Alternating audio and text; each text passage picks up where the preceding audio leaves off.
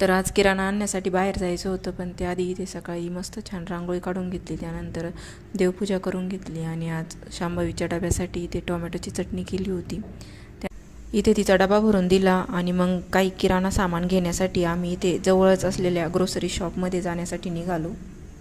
तर इथे आल्यावर पटापट सामान घेतलं, कारण जे काही घ्यायचं होतं त्याची लिस्ट डोक्यामध्ये आधीच फिट होती. कारण इथे जर टाईमपास करीत बसलो ना, तर घरी आल्यावर जेव्हा सामान बाहेर काढू ना पिशवीच्या, तेव्हा कळतं का किती सामान आपण उगाच एक्स्ट्रा घेऊन आलो आहे म्हणून.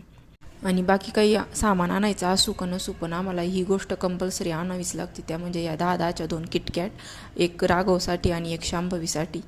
तर तुमच्याकडे किराणा आणताना अशी एखादी कंपल्सरी गोष्ट आहे का की जी मुलांसाठी आणावीच लागते, ते मला कमेंटमध्ये नक्की सांगा. आणि कोणतंही सामान खरेदी करताना जेवढी एक्साइटमेंट असते ना, तेवढं ते घरी आल्यावर जागच्या जागी ठेवणं हे खूप कंटाळवाणं वाटतं. तरी ते संध्याकाळी 5 वाजता मस्त असा चहा बनवला होता आणि मला असा साय टाकलेला चहा प्यायला खूप आवडतो. तरी ते शांभवीला आहे ना, तिच्या शाळेत मॅडमनी सांगितलं होतं की पहिले लोकांची लाईफस्टाईल कशी हेल्दी होती, ते ब्रश वगैरे कोलगेट वगैरे न वापरता कशी लिंबाच्या काडीने दात घासायचे. तर इथं तिचा तोच प्रयोग चालला होता आणि काडी बघा किती भारी घेतली. आणि व्हिडिओचा एंड मस्त मटार पुलाव खाऊन झाला. पुन्हा भेटू पुढच्या व्लॉग.